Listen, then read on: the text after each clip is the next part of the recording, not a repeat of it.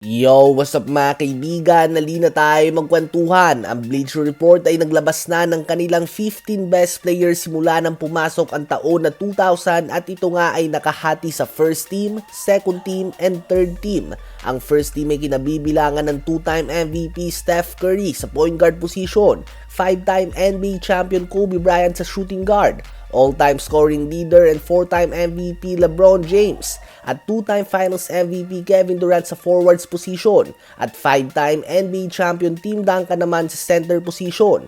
Sa second team naman ay andyan ang pangalawa sa assists and steals all-time Chris Paul, 3-time NBA champion Dwayne Wade, former league MVPs Kevin Garnett and Dirk Nowitzki, and 3-time MVP Nikola Jokic. Sa third team naman ay ang 2-time MVP Steve Nash ang point guard, former league MVP James Harden sa shooting guard, 2-time Finals MVP Kawhi Leonard sa small forward, 2-time league MVP Giannis Antetokounmpo sa power forward, at sa center naman ay ang 3-time Finals MVP Shaquille O'Neal.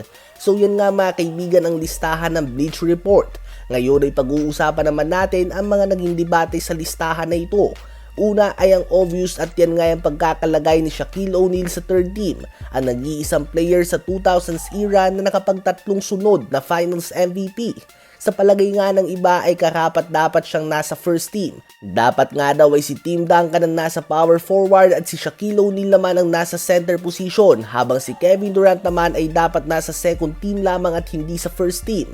May ibang fans na hindi din kumbinsido na hindi kasali si Russell Westbrook sa listahan na ito kahit third team man lang.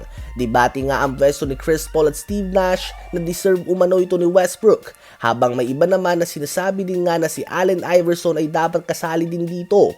Although sa palagay ko nga ay masyadong maikli ang naging prime ni AI kumpara kay Westbrook, kaya naman kung may honorable mention man nga sa guards ay posibleng ang triple-double king dapat ito. May ibang fans din nga na nagsasabi na dapat umano'y si Carmelo Anthony ang nasa pwesto ni Kawhi Leonard.